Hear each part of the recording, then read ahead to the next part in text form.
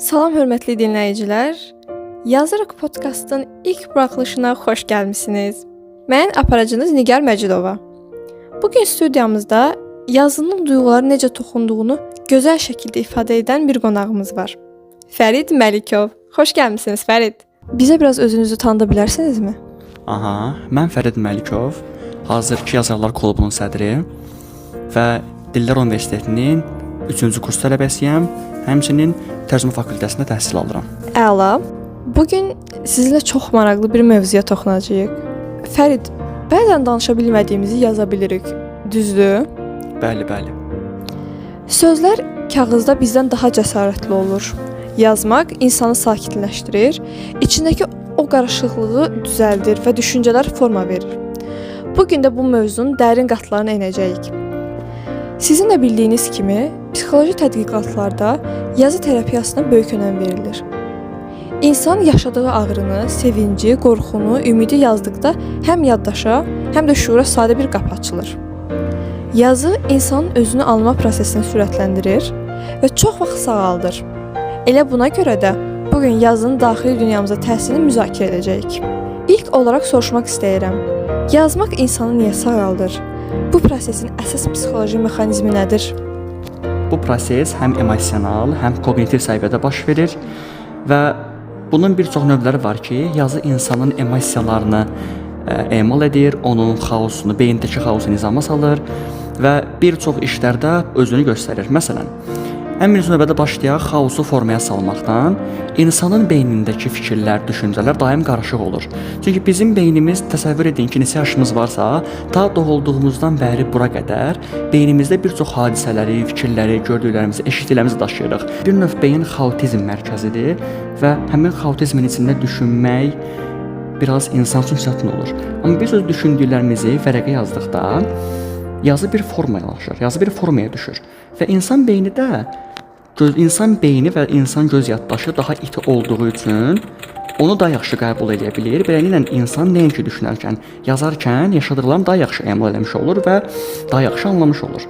İkinci bir məsələ, insan bir şey yazarkən özünü qıraqdan görə bilir. Buna daha çox psixologiyada self-distancing deyirlər. Yəni, sən bir hadisəni, yaşadığın bir şey yazırsan və bir növ özünü qıraqdan görmüş kimi olursan. Bu da insan beynindəki impulsiv reaksiyaları azaldır, emosional işləri zəiflədir və düşünməni daha rasional, daha dəqiq hala salır. Və digər bir məsələ, daha çox bununla ədəbi insanlar məşğul olur. Emosiyaların boşalması, buna katarsis deyirlər. Bəzən biz elə şeylər yaşaya bilirik ki, o beynimizdə artıq yük yarada bilər, emosional yaxud ağır bir yük yaradır və insan həmin düşüncələrini vərəqə köçürdükdə bir emosional boşalma hiss eləyir. Özünü əvvəlkindən daha yüngül və daha rahat hiss eləyir və bu da insanda, insan düşünməsində, həmçinin insan sağlığında daha müsbət nəticələrə yol açır. Gələk ikinci sualımıza. İkinci sualım bundan ibarətdir ki, bəzi insanlar danışa bilmirəm, amma yaza bilirəm deyirlər. Niyə yazı bəzən danışmaqdan daha səmimi olur? İnsan kağız qarşısında niyə daha açıq və dürüsttür? Maraqlı sualdır bu da. Yazının bəzən danışmaqdan daha səmimi olmasının səbəbi təkcə mədəni yaxud ədəbi bir aspektlərlə bağlı deyil. Bu həmçinin psixoloji və neuroloji mexanizmlərlə də bağlıdır. İnsan kağız qarşısında özünü daha rahat, daha açıq hiss eləyir. Yəni bir növ kağız insan üçün həm hakim, həm dinləyici rolunu oynayır. İndi bunları izah eləyəcəm bir-bir. Kağız dediyimiz şey insanı mühakimə etmir. Yəni biz qarşı tərəflə söhbət eləyərkən onun reaksiyalarını düşünürük, bizim dediklərimizə necə fikir bildirəcəyini, bizi tənqid eləyəcəyimi, yaxud bizim fikrimizi güləcəkmi, ağlayacaqmı, bunları düşünürük. Amma kağız sənə heç vaxt reaksiya göstərmir. Yəni sənin nə dediyi düzəldir, nə bir şey reaksiya göstərir və bu da beyindəki sosial təhlükə, sosial limiti aşır və bu sosial təhlükə zonasını dağıdır və insan daha rahat hiss etməsinə səbəb olur. Hətta Azərbaycan şairi Məmməd Arazın da belə bir sözü var ki, anamdan, bacımdan gizlətdiyimi kağızdan, qələmdən gizlətməmişəm. Yəni şair özü belə bu yazdıqlarında kağız qarşısında necə rahat, necə sərbəst olduğunu özü də izah eləyir. Digər bir məsələ nədir? Yazı zamanında, yəni yazıda cavab gözləntisi olmur. Yəni biz danışarkən qarşı tərəfin reaksiyasını gözləyirik. Bayaq dediyimiz kimi o gülməli, təsdiqləməlidir.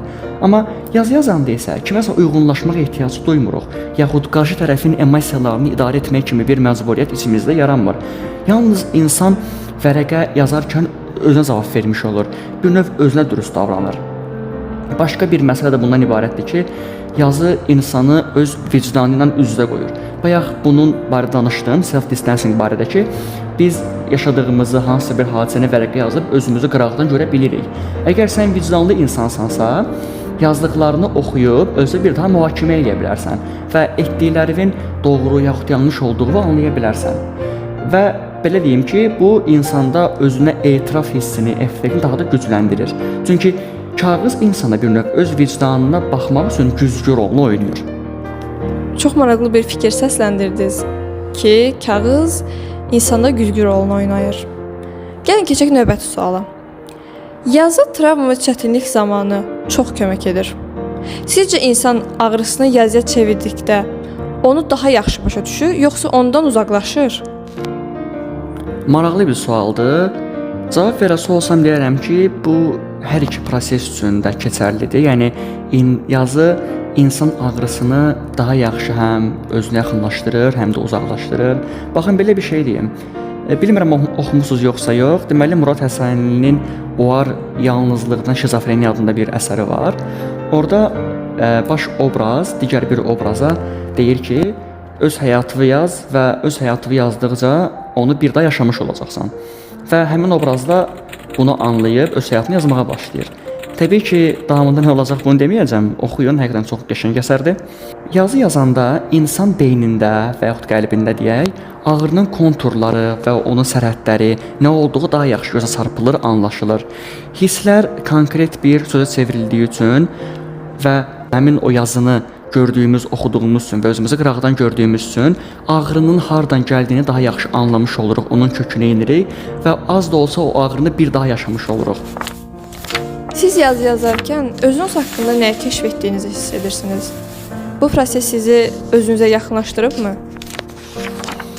Bəli, yaxınlaşdırıb özümə. Əvvəlki suallarda da bunun barədə danışdıq ki, insan yazı yazdıqda özünü qıraqdan görmüş olur, özünü müşahidəçiyə çevrilir. Belə bir bizdə düşüncə var ki, qeyriləri bizə daha yaxşı məsləhət verə bilər, biz qeyrilərinə daha yaxşı məsləhət verə bilərik, amma özümüzə o məsləhəti həmişə verə bilmirik. Çünki insanlarda digərlərinə məsləhət vermək, nəsə məsləhət görmək kimi bir alışqanlıq, bir vərdiş var. Amma bunu özümüzə bacarmırıq. Lakin bu problemləri və köçürtdükdə biz də bir növ həmin vərəq üçün qeyri bir insan oluruq və özümüzü qıraqdan görərək müəyyən məsləhətlər vermiş oluruq və müəyyən məsləhətlər verdikcə də öz səhvlərimizin üzərində işləyib özümüzü daha yaxşı tanımağa və öz potensialımızı daha gözəl üzə çıxarmağa yardımcı oluruq. Mən yazarkən özüm haqqında belə deyim bir çox şey kəşf eləmişəm. Mənim bir zamanlar xarakterimdə bəzi qüsurlar deyə vardı ki, bu bəzən həm yaxınlarımla, həm bəzən mənim dərs və yaxud iş prosesində işləməyimə, ünsiyyət qurmağıma mane olurdu. Buna misal olaraq deyə bilərəm ki, yersiz inadkarlığım yaxud həmişə özümü haqlı görmək, yəni bu xarakterlər təbii ki, bir insanda olanda həmin insandan istər-istəməz uzaqlaşmağa çalışırıq. Və mən də bu münasibətləri gördükcə bunları vərəqə yazmağa başladım və anladım ki, bu problemlər məndə özünü daha artıq, daha aydın bir üzə verməyə başlayır. Və yaxşı ki, vərəq köçürtdüm deyə bilərəm. Çünki özümü bir növ qıraqdan gördüm, anladım ki, mən harda nə səhv eləmişəm, bir növ həmin problemin kökünə indim və həll etməyə başladım. Yəni yazı məndəki qüsurlarımı kəşf etməyə icazə verdi. Bundan savayı da mən poeziya ilə daha çox məşğul olduğum üçün, yəni vəznində həm də əruz vəznində bir çox şeirlər yazmağa cəhd edirəm təbii ki və bəzən də bu alınır. Düzdür, şairlər qədər, həmin professionallar qədər alınması da ən azından cəhd edirəm. Və düşünürəm ki, poeziya ilə məşğul olan insanların, bəlkə də əksəriyyətinin, hətta tanınmış bir çox şairlərin haqqında yazdığı mövzu eşq mövzusudur. Təbii ki, hər bir əksər yeniyetmənin yaşadığı kimi mən də bu hissi yaşamışam və mənim üçün bu hissləri poeziya halında, şeir halında yazmaq daha yaxşı, daha gözəldir. Son sualımı verərək podkastımızı yetkinləşdirmək istəyirəm. Hansı yazı və yaxud da hansı cümlə sizə güc verib? son oxuduqlarımdan bir misal gətirmək istəyirəm. Matt Haig'in Gecə Yarısı Kitabxanası adında gözəl bir əsər var. Mən o əsəri oxudum və çox valeh oldum. Hətta deyə bilərəm ki, o kitab mənim top 10-luğuma belə girdi. Əsər barədə spoiler vermədən danışası olsaq, əsər insana keçmişdə yaşamamağı, anın dadını çıxarmağı və daim keçmişdə yaşamaqla həmin o keçmiş sandığımız hadisələrin yalnız yaxşı yox, eyni zamanda pis tərəflərini görməyi bizə öyrədir. O bizə həmçinin öyrədir ki, biz əgər indini kimi gəlmişiksə, deməli belə də olmalı idi. Yəni əsər bunun kimi bir çox mövzuları özündə ihtiva eləyir və oradan belə bir bəyəndiyim cümlə var ki, yaşamasan heç vaxt bilmərsən. Bu sadə bir cümlə kimi görünə bilər sizə, amma əsər boyunca bu cümlə tez-tez təkrarlanır, həmin obrazın timsalında yaxud obraz tərəfindən və həqiqətən də gərək insan bu həyatı doya-doya yaşamalıdır. Olduğu anına görə sevinməlidir. Demirəm gələcəyini düşünməsin təbii ki, amma keçmişdə ilişib qalmaq da həmişə bir çıxış yolu deyil. Artıq olanlar keçmişdə qaldığı üçün onları arxada buraxmaq, körpüləri yandırmaq və irəliyə baxmaq lazımdır. Çox təşəkkür edirəm Fərid. Düşünürəm ki, bu gün yazının insan ruhuna təsiri barədə həm emosional, həm də dərin bir söhbət etdik. Hörmətli dinləyicilər, bizə qulaq asdığınız üçün minnətdarıq. Yazın, özünüzü ifadə edin və unutmayın. Bəzən bir cümlə bütün daxili qasırğanı sakitləşdirə bilər. Siz Yazırıq podkast dinləyirsiniz. Növbəti buraxılışda görüşənədək.